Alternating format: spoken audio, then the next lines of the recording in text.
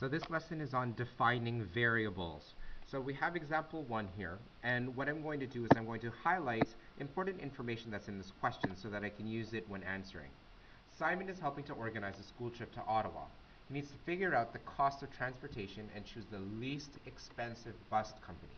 So I need to know that that is the answer that I need to solve. A total of 260 students are going on the trip. He has prices from 3 bus companies for the cost of 7 buses. Carry All Bus Company charges $350 per bus. School Bus Transport charges $7 per student.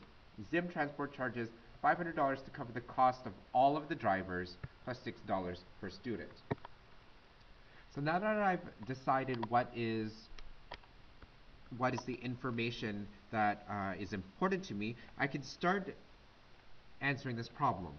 Cardinal rule number 1 of algebra is define your variables. So I have to decide what my variables will be and what they represent. So the first one I'm going to represent is the number of buses. So I'll let that equal B, the number of buses. I can also use the letter S to represent the number of students. And then, as a consequence of all this, I know that this will affect my total cost. So I'll let C equal my total cost. So let's start with the first company, and let's look at Carry All. Now, in order to build an algebraic expression, I have to see what matters in this question.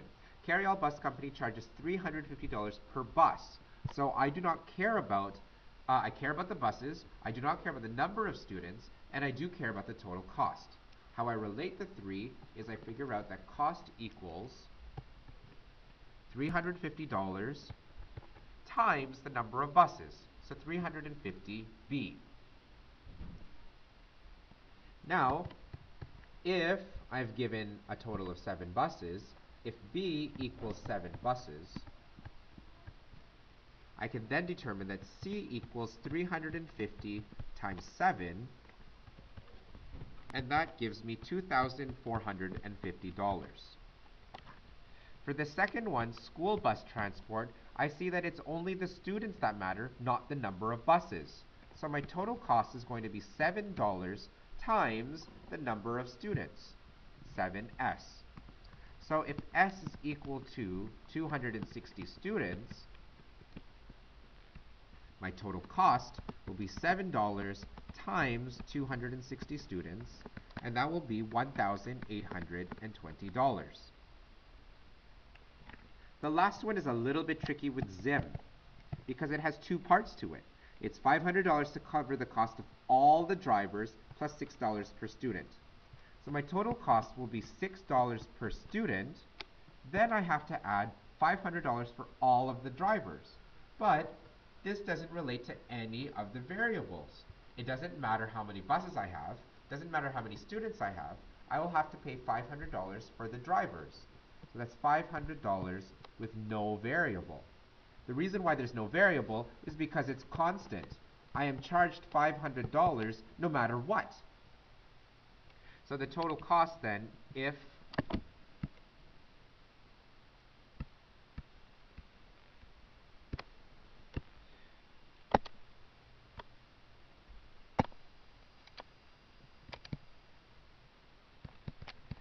I have 260 students still,